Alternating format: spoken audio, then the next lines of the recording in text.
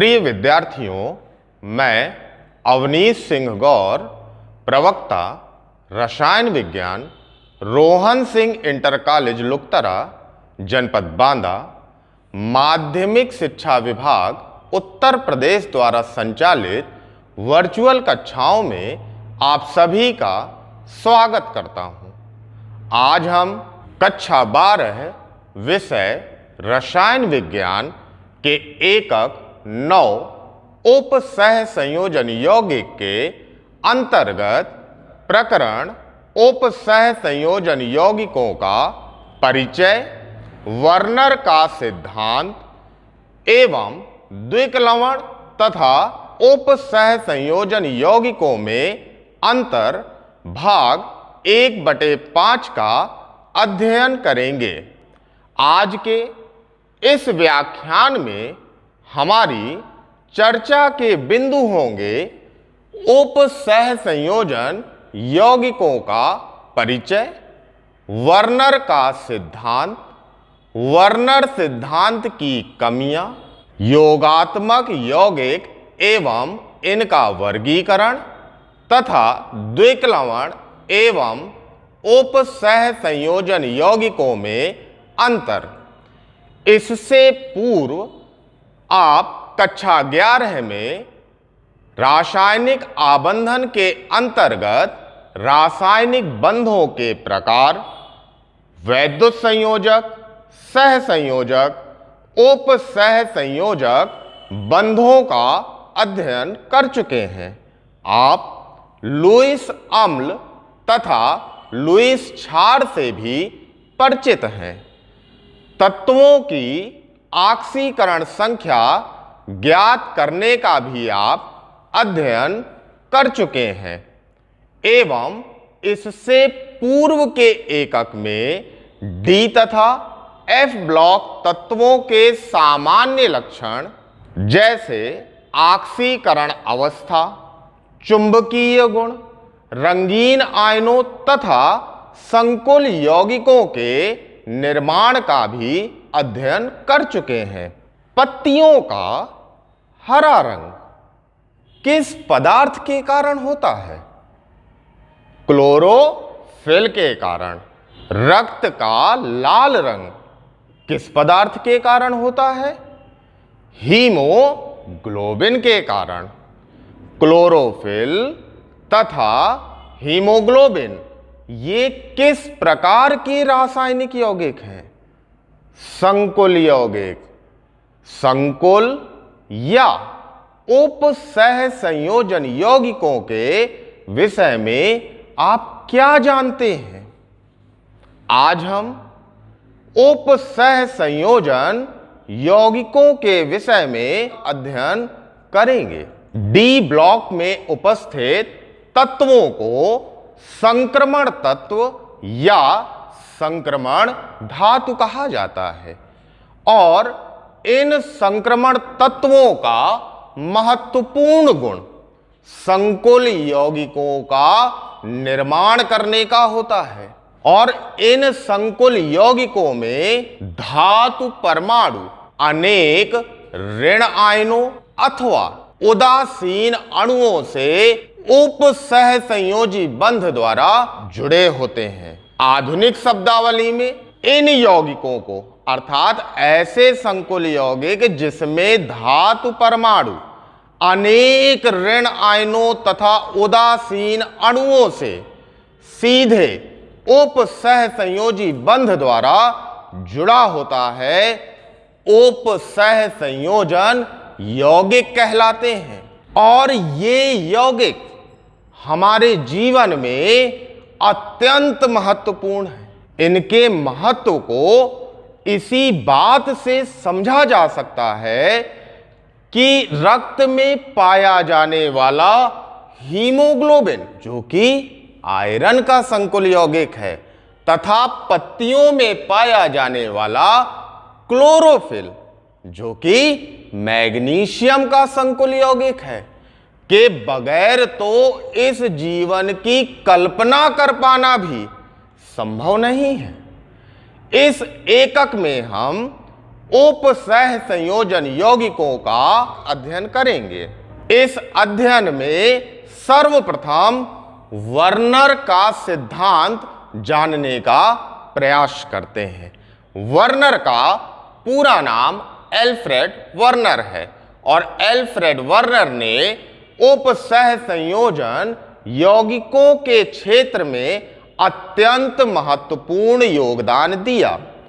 इन्होंने अनेक संक्रमण धातुओं जैसे cobalt, copper, mercury, silver, platinum, gold आदि के 1000 से भी अधिक उपसह संयोजन यौगिकों का निर्माण किया और इसी कारण एल्फ्रेड वर्नर को उपसह संयोजन यौगिकों का जनक कहा जाता है। और न केवल इन यौगिकों का वर्नर ने निर्माण किया बल्कि इनके भौतिक तथा रासायनिक व्यवहार का प्रायोगिक तकनीकों के द्वारा अध्ययन भी किया। एल्फ्रेड वर्नर ने अपने विचारों को बतलाते हुए एक सिद्धांत प्रतिपादित किया जिसे हम एल्फ्रेड वर्नर के सिद्धांत के नाम से जानते हैं। और इस सिद्धांत की प्रमुख अवधारणाएं इस प्रकार से हैं। सबसे पहले उपसह संयोजन यौगिकों में धातुएं यानी किसी भी उपसह संयोजन यौगिक में जो भी धातु होगी वह 2 प्रकार की संयोजकताएं प्रदर्शित करती हैं, प्राथमिक तथा द्वितीयक। अब इन संयोजकताओं का हम क्रमवार अध्ययन करते हैं। प्राथमिक संयोजकताएं, किसी भी धातु की जो प्राथमिक संयोजकता होती है वह आयनन योग्य होती है एवं ऋण आयनों के द्वारा संतुष्ट होती है। इन्हें डॉट युक्त रेखाओं से प्रदर्शित किया जाता है एवं इनका मान धातु परमाणु पर उपस्थित आवेश के बराबर होता है। जैसे आप चित्र में देख रहे हैं, यहाँ M और L को एक डॉट युक्त रेखा के द्वारा जोड़ा गया है। दूसरा है हमारा द्वितीयक संयोजकताएं। द्वितीयक संयोजकताएं आयनन योग्य नहीं होती, ये उदासीन या ऋण आयनों के द्वारा संतुष्ट होती हैं। प्राथमिक संयोजकताएं केवल ऋण आयन के द्वारा संतुष्ट हो रही थी, लेकिन द्वितीयक संयोजकताएं उदासीन अणु से भी संतुष्ट हो सकती हैं अथवा ऋण आयन के द्वारा भी संतुष्ट हो सकती हैं और इन्हें संकुल की संरचना में सतत या मोटी रेखाओं के द्वारा प्रदर्शित किया जाता है। द्वितीयक संयोजकता धातु की समन्वय संख्या के बराबर होती है और प्रत्येक धातु की समन्वय संख्या का मान निश्चित होता है, जैसे Pt4+ आयन, Fe+3 आयन एवं CO+3 आयन की समन्वय संख्या 6 होती है, जबकि copper second ion, nickel second ion की समन्वय संख्या 4 होती है। कुछ ऋण आयन ऐसे भी होते हैं जिसमें धातु की प्राथमिक तथा द्वितीयक दोनों संयोजकताओं को संतुष्ट करने का गुण होता है। इस स्थिति में ऋण आयन को धातु परमाणु के साथ मोटी तथा डॉट युक्त दोनों रेखाओं के द्वारा जोड़ा जाता है और इस प्रकार के ऋण आयन जल में मिलाने पर आयनित नहीं होते हैं। धातुओं की समन्वय संख्या सामान्यतः 2, 4 या 6 होती है। अगली अवधारणा है कि धातु की द्वितीयक संयोजकताओं से जुड़े ऋण आयन या उदासीन अणु त्रिविम क्षेत्र में निश्चित स्थान को घेर कर संकुल को निश्चित ज्यामितीय आकृति प्रदान करने का कार्य करते हैं। अर्थात संकुल यौगिकों की ज्यामितीय आकृति का निर्धारण उनकी समन्वय संख्या के आधार पर किया जाता है। यदि संकुल यौगिक में धातु परमाणु 2 समन्वय संख्या प्रदर्शित करता है, तब इस प्रकार के संकुल यौगिकों की ज्यामितीय आकृति रेखीय होती है एवं जब संकुल यौगिक में धातु परमाणु 4 समन्वय संख्या प्रदर्शित करता है, तब इस प्रकार के यौगिकों में की ज्यामितीय आकृति वर्ग समतलीय या चतुष्फलकीय होती है, तथा जब संकुल यौगिकों में धातु परमाणु 6 समन्वय संख्या प्रदर्शित करता है, तब इस प्रकार के संकुल यौगिकों की ज्यामितीय आकृति अष्टफलकीय होती है।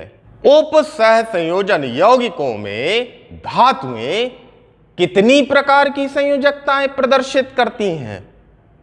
2 प्रकार की, प्राथमिक तथा द्वितीयक। यदि कोई ऋण आयन धातु की प्राथमिक तथा द्वितीयक दोनों संयोजकताओं को संतुष्ट करता है, तो उसे धातु परमाणु के साथ किन रेखाओं के द्वारा जोड़ा जाता है? डॉट युक्त तथा मोटी अर्थात सतत दोनों रेखाओं के द्वारा। वर्नर के प्रयोगों के बारे में आप क्या जानते हैं?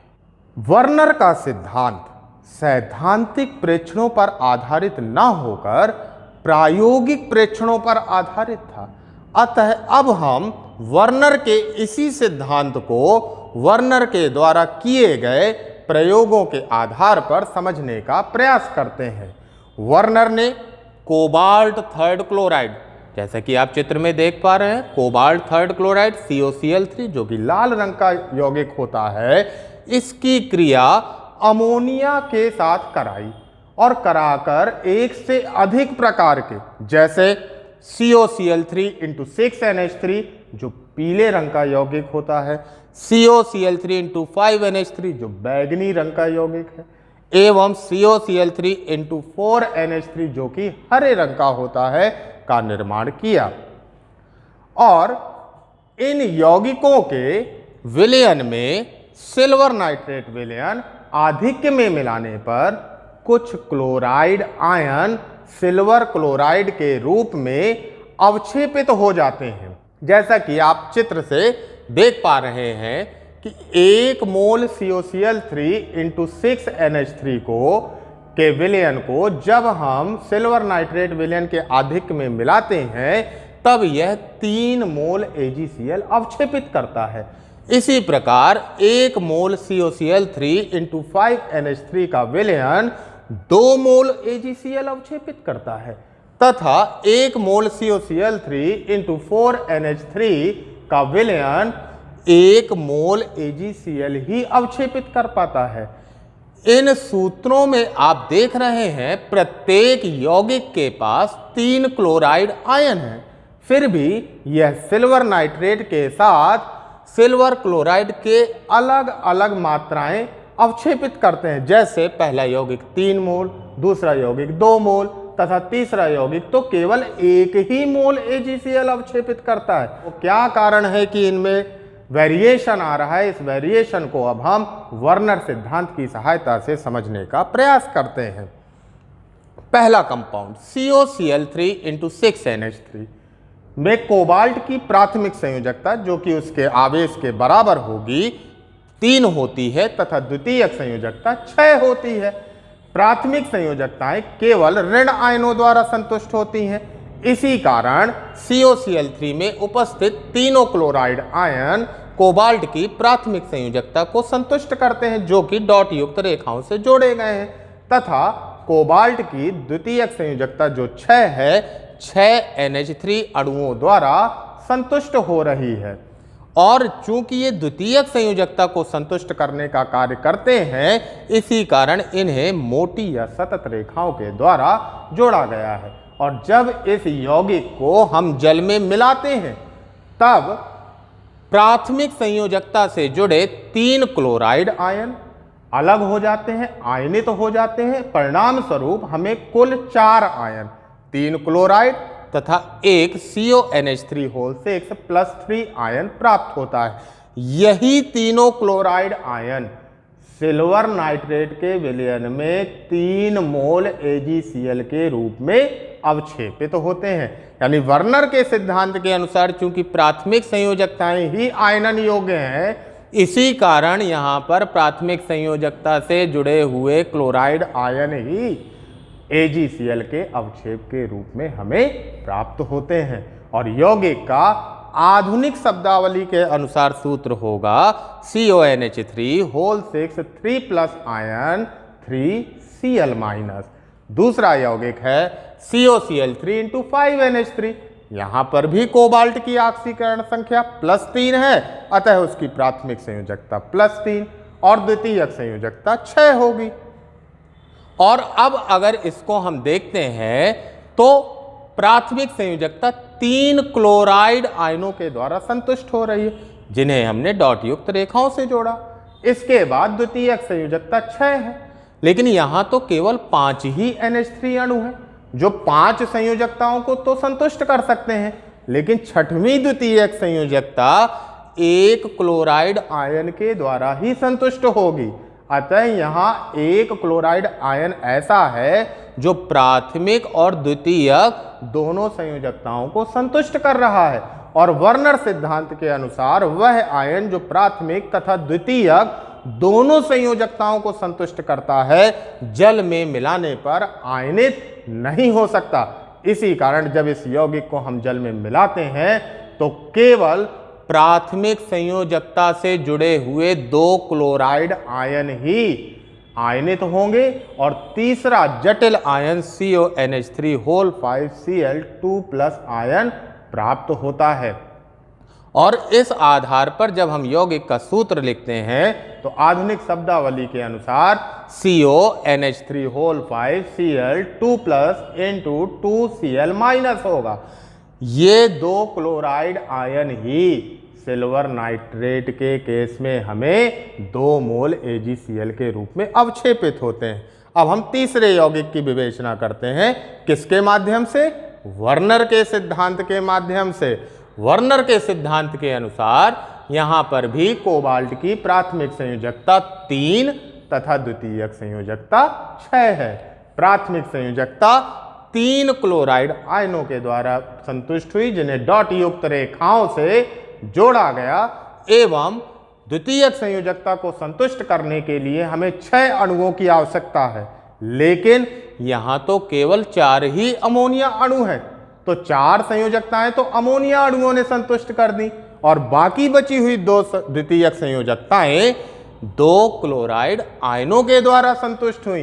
अर्थात इस यौगिक में 2 क्लोराइड आयन ऐसे हैं जो प्राथमिक तथा द्वितीयक दोनों संयोजकताओं को संतुष्ट करने का कार्य करते हैं, और ये आयन जल में मिलाने पर आयनित नहीं होते।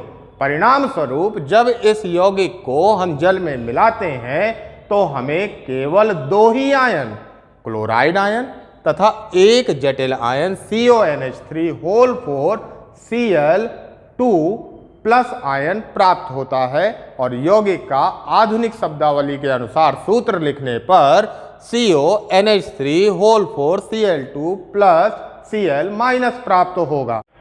अब हम वर्नर सिद्धांत की कमियों को जानने का प्रयास करते हैं।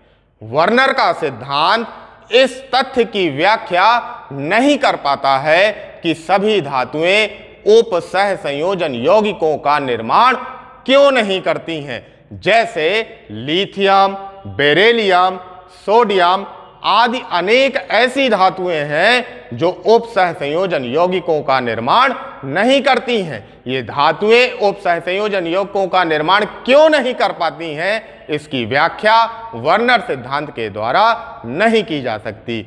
दूसरी कमी यह है कि इस सिद्धांत के द्वारा संकुल यौगिकों के चुंबकीय गुणों की, अर्थात संकुल यौगिक हमारा अनुचुंबकीय है अथवा प्रतिचुंबकीय है, इन गुणों की भी व्याख्या नहीं की जा सकती। और तीसरी कमी इस सिद्धांत की यह है कि इस सिद्धांत के द्वारा संकुल यौगिकों के रंगों की, जैसा हमने देखा था कि वर्नर ने अपने प्रयोग से 3 तरह के COCl3 × 6NH3 जो पीले रंग का था, COCl3 × 5NH3 जो बैगनी रंग का था, COCl3 × 4NH3 जो हरे रंग का था, उन तीनों के रंग अलग अलग थे। इन रंगों के उत्पत्ति होने का कारण क्या है, इसकी व्याख्या भी वर्नर सिद्धांत के द्वारा नहीं की जा सकती है। उप सह संयोजन यौगिकों के अध्ययन का क्षेत्र अत्यंत विशाल है। इसी कारण हमें रसायन विज्ञान की एक नई शाखा की आवश्यकता हुई, जिसे हम उप सह संयोजन रसायन के नाम से जानते हैं। और अगर इसको हम परिभाषित करने का प्रयास करें तो रसायन विज्ञान की वह शाखा जिसके अंतर्गत उप सह संयोजन यौगिकों के निर्माण की विधियों, गुणों तथा उपयोगों का अध्ययन किया जाता है, उप सह संयोजन रसायन कहलाती है। और उप सह संयोजन यौगिक एक प्रकार के योगात्मक यौगिक हैं। इनका निर्माण योगात्मक अपक्रियाओं के द्वारा होता है। अतः अब हम योगात्मक यौगिकों को जानने का प्रयास करते हैं। जब दो या दो से अधिक स्थायी यौगिकों के निश्चित अनुपात वाले विलयनों को आपस में मिलाकर क्रिस्टलित किया जाता है, तब इस प्रकार प्राप्त होने वाले यौगिक योगात्मक यौगिक कहलाते हैं। जैसे पोटेशियम सल्फेट K2SO4 तथा aluminium sulphate Al2SO4 whole thrice के विलयनों को अगर हम आपस में मिश्रित करें और मिश्रित करके उनका क्रिस्टलन कराएं, तो क्रिस्टलन कराने पर हमें सफेद रंग के पोटास एलम, जिसका साधारण नाम फिटकरी होता है, के क्रिस्टल प्राप्त होते हैं। और इसका रासायनिक सूत्र K2SO4 Al2SO4 whole thrice into 24H2O होता है। इसी प्रकार फेरस सल्फेट FeSO4 तथा ammonium sulphate NH4 whole twice SO4 के विलयनों को जब हम मिश्रित करके क्रिस्टलित कराते हैं तो हमें हल्के हरे रंग के मोहर लवण, जिसका रासायनिक सूत्र FeSO4 into NH4 whole twice SO4 into 6H2O होता है, प्राप्त होते हैं। इसी प्रकार पोटेशियम साइनाइड KCN तथा ferrous cyanide FeCN whole twice के विलयनों को क्रिस्टलित कराने पर पोटेशियम फेरोसाइनाइड K4FeCN6 के हल्के लाल रंग के या थोड़ा सा ऑरेंजिस कलर के क्रिस्टल प्राप्त होते हैं। और जब इन यौगिकों को हम जल में मिलाते हैं तो हमें दो स्थितियां प्राप्त होती हैं। या तो ये यौगिक अपने सभी अवयवी आयनों में आयनित हो जाते हैं, या फिर ये अपने सभी अवयवी आयनों में आयनित नहीं होते। इन्हीं स्थितियों के आधार पर अब हम योगात्मक यौगिकों के वर्गीकरण को समझने का प्रयास करते हैं। योगात्मक यौगिकों को मुख्य रूप से दो वर्गों, द्विक लवण तथा संकोल या जटिल या उप सह संयोजन यौगिकों में बांटा गया है। पहला है द्विक लवण। वे योगात्मक यौगिक जो ठोस अवस्था में अपनी पहचान रखते हैं, परंतु जल में विलेय करने पर अपने अवयवी आयनों में पृथक हो जाते हैं, द्विक लवण कहलाते हैं। जैसे मोहर लवण। मोहर लवण का रासायनिक सूत्र FeSO4 into NH4 whole twice SO4 into 6H2O होता है। और इसके रासायनिक सूत्र से स्पष्ट हो रहा है कि इसमें कुल 3 ion, ferrous ion, sulphate ion तथा अमोनियम आयन उपस्थित हैं। और जब इस यौगिक को हम जल में मिलाते हैं तो हमें ये तीनों ही आयन, फेरस, अमोनियम तथा सल्फेट आयन प्राप्त हो जाते हैं। दूसरे हैं हमारे संकुल या जटिल या उप सह संयोजन यौगिक। वे योगात्मक यौगिक जिन्हें जल में विलेय करने पर वे अपने अवयवी आयनों में पूर्ण रूप से पृथक नहीं होते हैं तथा विलयन में भी अपनी पहचान बनाए रखते हैं। क्या कहलाते हैं? उप सह संयोजन यौगिक कहलाते हैं। जैसे पोटेशियम फेरोसाइनाइड K4FeCN6 को जब हम जल में मिलाते हैं तो अब इसके रासायनिक सूत्र से स्पष्ट हो रहा है कि यहां 3 ion, potassium ion, ferrous ion तथा साइनाइड आयन उपस्थित है। लेकिन जब इसको हम जल में मिलाते हैं तो हमें पोटेशियम, फेरस तथा साइनाइड आयन प्राप्त नहीं होते और उनके स्थान पर केवल 2 ही आयन, पोटेशियम आयन तथा फेरोसाइनाइड आयन प्राप्त होते हैं। अब इन परिभाषाओं के माध्यम से हम द्विक लवण तथा उप सह संयोजन यौगिकों में अंतर स्पष्ट करने का प्रयास करते हैं। इन यौगिकों में पहला अंतर है, द्विक लवण ठोस अवस्था में स्थायी होते हैं, जबकि संकुल यौगिक ठोस एवं विलयन दोनों अवस्थाओं में अपनी पहचान बनाए रखते हैं। दूसरा अंतर है कि द्विक लवण अपने अवयवी आयनों के गुणों को प्रदर्शित करता है, लेकिन संकुल यौगिक सभी अवयवी आयनों के गुण प्रदर्शित नहीं कर पाता है। आज के इस व्याख्यान के माध्यम से आपने उप सह संयोजन यौगिकों का परिचय, वर्नर के सिद्धांत, वर्नर सिद्धांत की कमियों, योगात्मक यौगिक एवं इनके वर्गीकरण तथा द्विक लवण एवं उप सह संयोजन यौगिकों में अंतर स्पष्ट करने का अध्ययन किया। आज के इस व्याख्यान का गृह कार्य है प्रश्न संख्या 1, वर्नर की अभिधारणाओं के आधार पर उप सह संयोजन यौगिकों में आबंधन को समझाइए। प्रश्न संख्या 2, फेरस सल्फेट विलयन तथा अमोनियम सल्फेट विलयन का 1:1 मोलर अनुपात में मिश्रण Fe+2 आयन का परीक्षण देता है, परंतु CuSO4 तथा जलीय अमोनिया का 1:4 मोलर अनुपात में मिश्रण Cu+2 आयनों का परीक्षण नहीं देता है। समझाइए क्यों। आज हमने कक्षा 12 विषय रसायन विज्ञान के एकक 9 उप सह संयोजन यौगिक के अंतर्गत प्रकरण उप सह संयोजन यौगिकों के परिचय, वर्नर का सिद्धांत, द्विक लवण एवं उप सह संयोजन यौगिकों में अंतर भाग 1/5 का अध्ययन किया। अगले वीडियो में हम कक्षा 12 विषय रसायन विज्ञान के एकक 9 उप सह संयोजन यौगिक के अंतर्गत प्रकरण उप सह संयोजन यौगिकों में प्रयुक्त शब्दावली भाग 2/5 का अध्ययन करेंगे। आप अगले भाग को समझने के लिए आज पढ़ाए गए भाग तथा अगले भाग में पढ़ाए जाने वाले पाठ्यांश को अपनी पाठ्य पुस्तक से पढ़कर और समझकर आएंगे। धन्यवाद।